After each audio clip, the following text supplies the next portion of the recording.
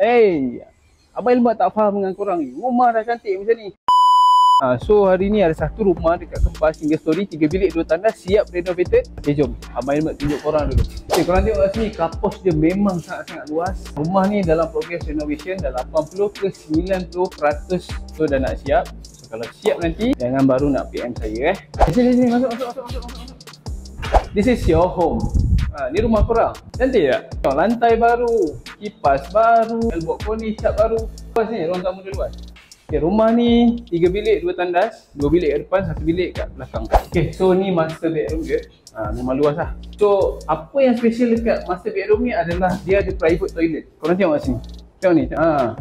Ni private toilet yang ada master bedroom je yang ada. So tak ada isu lah. Jom tengok bilik kedua dengan bilik 3 ni sama je size dia. So bilik ni luas juga. Bilik ni pun dah dapat clean kipas, siap kornis ni. Bilik ada kornis. Awak guys. Okay, apa yang special dekat dapur ni pasal apa? Kita dah belanja 12 kaki tabletop L mozaik kat dinding. So kalau nak masak tu kan, orang rumah nak masak tu, cantiknya dapur ni, macam selesa lah. So ni tandas kedua dekat dapur.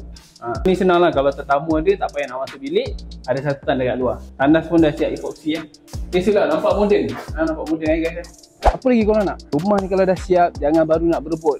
PM saya, Abang Helmat ada lagi tak? Abang Helmat lagi tak? Korang tahu Paradigm Mall? Ni belakang je, dekat je. Rumah cantik, bawah RM500,000. So kalau korang berminat, cepat-cepat tekan link kat bio, Roja Abang Helmat. Abang Helmat bantu korang dapatkan rumah ni dengan modal RM1,000 saja. Okay guys, kalau apa? Tanya lagi. Kalau ada masalah tentang hartanah, boleh klik link di bio dan pilih Abang Helmat, pakar hartanah anda.